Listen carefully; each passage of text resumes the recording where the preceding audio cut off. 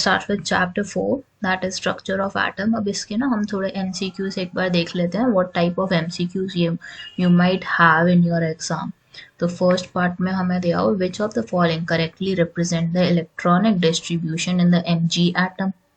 Mg का मतलब क्या है यहाँ पे? We know this is nothing but magnesium. अब इसके लिए आपको ये पता होना चाहिए कि इसका एटॉमिक नंबर क्या होता है. So magnesium atomic number is 12.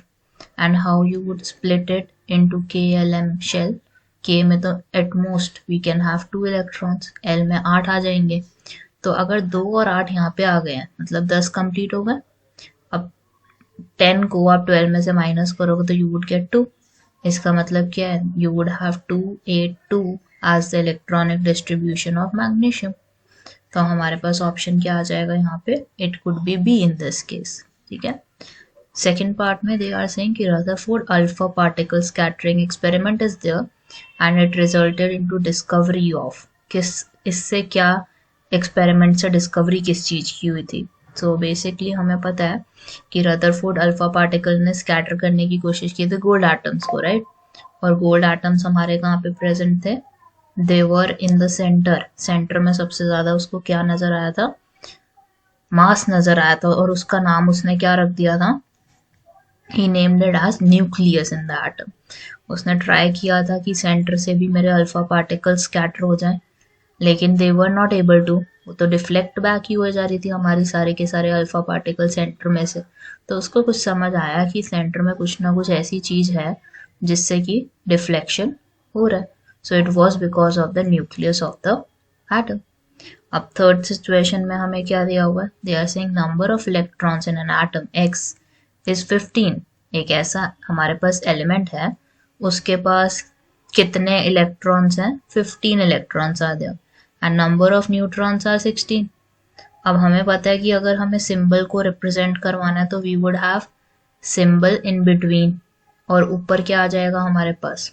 ऊपर हमारे पास मास नंबर होगा और नीचे हमारे पास एटॉमिक नंबर होगा. अब हमें पता है कि हमारा मास नंबर कैसे लिखा जाता है? That's nothing but equal to number of electrons plus number of neutrons. तो हमारे पास यहाँ पे क्या हो जाएगा? Mass it would be 31. और एटॉमिक नंबर किसके इक्विवेलेंट होता है हमारा? It would be equivalent to 15. ठीक है. So this is how you would be finding which one would be the correct option here. So I can understand that A is my correct option in this case. Fourth में हमें क्या दिया हुआ है? Dalton's atomic theory successfully explained which law. So Dalton atomic theory was able to explain the law of conservation of mass. ये भी बताया था, कांस्टेंट कॉम्पोजिशन भी बताया था एंड मल्टीपल प्रोपोर्शन भी बताया था. So first, second and fourth was correct. Sorry, this is not correct. D part is correct. First भी होना चाहिए उसमें, सेकेंड भी होना चाहिए, फोर्थ पार्ट भी होना चाहिए. Now we have the fifth one. It says which of the following statements about Rutherford's model of atom are correct. इसमें से कौन सी हमारे करेक्ट ऑप्शंस हैं? फर्स्ट वाले में हमें दिया हुआ considered the nucleus as positively charged. उसने बोला था कि हाँ न्यूक्लियस को क्या मान रहा हूँ मैं? पॉजिटिवली चार्ज मान रहा हूँ. सेकेंड में establish that the alpha particles are 4 times as heavy as hydrogen atom. ये तो उसने कोई स्टेटमेंट नहीं रिलीज करी थी. ठीक है. So this is cancelled out. Can be compare to solar system.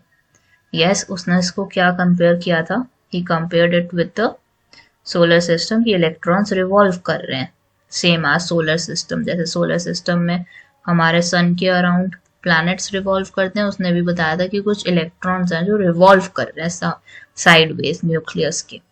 And was in agreement with Thomson's model. नहीं था वो थॉमसन्स मॉडल के एग्रीमेंट में. He gave his own theory. ठीक है. तो first and third would be correct है, A part. Sixth में they are saying which of the following are true for an element.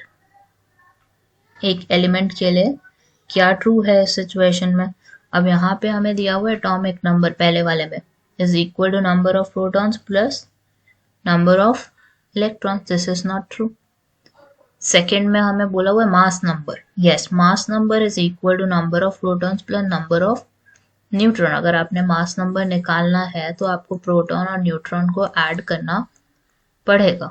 ठीक है, this is correct.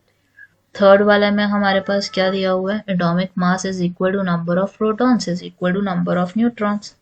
This is not true, atomic number होता है हमारा वो नंबर ऑफ प्रोटॉन्स और number of electrons के इक्वल। So I can say that second and fourth are absolutely correct. So I can say D would be the option here. Seventh part is the, यहाँ पे हमें क्या दिया हुआ है, Thomson's model of atom is there and they are saying statement which of the following statements are correct. इसमें से हमें चेक करना है कि कौन सी स्टेटमेंट हमारी सही है। फर्स्ट में दिया हुआ the mass of atom is assumed to be uniformly distributed over the atom. That's true. ये तो है, उसने बोला था थॉमसन ने। Secondly the positive charge is assumed to be uniformly distributed over the atom. ये भी उसने बोला था। उसने बोला था एक पुडिंग है और ये हमारा पॉजिटिव स्फीयर है बाहर वाला। ठीक है, so this was correct as well. Third part में हमें बोला जा रहा है that electrons are uniformly distributed in the positively charge sphere. That's true, उसने बोला था कि इलेक्ट्रॉन्स जैसे हमारे किशमिश बादाम होते हैं वैसे ये भी डिस्ट्रीब्यूटेड है इलेक्ट्रॉन्स नेगेटिवली चार्ज्ड स्फीयर में पूरे। तो ये भी उसने बोला था। Electrons attract each other to stabilize the atom. This is not true, उसने ऐसा कुछ नहीं बोला था। सो आई कैन सी कि फर्स्ट स्टेटमेंट सही थी, सेकंड स्टेटमेंट सही थी, थर्ड स्टेटमेंट सही थी। सो I can say A would be the option there. Eighth part में we have Rutherford alpha particle scattering experiment showed that. उसने क्या क्या शो किया था। So first one is saying that electrons have negative charge. Does he said so? उसने ऐसा कुछ बोला था कि अल्फा पार्टिकल्स स्कैटरिंग में electrons have negative charge. So he does not talk about this. ठीक है। Secondly the mass and positive charge of the atom is concentrated in the nucleus. ये तो उसने बोला था कि सारा का सारा जो मास है और जो पॉजिटिव चार्जेस हैं वो न्यूक्लियस में एग्जिस्ट करते हैं। देन थर्ड पार्ट में neutron exist in the nucleus. उसने कुछ न्यूट्रॉन्स के बारे में बोला ही नहीं था, वो तो जे चैडविक ने बोला था।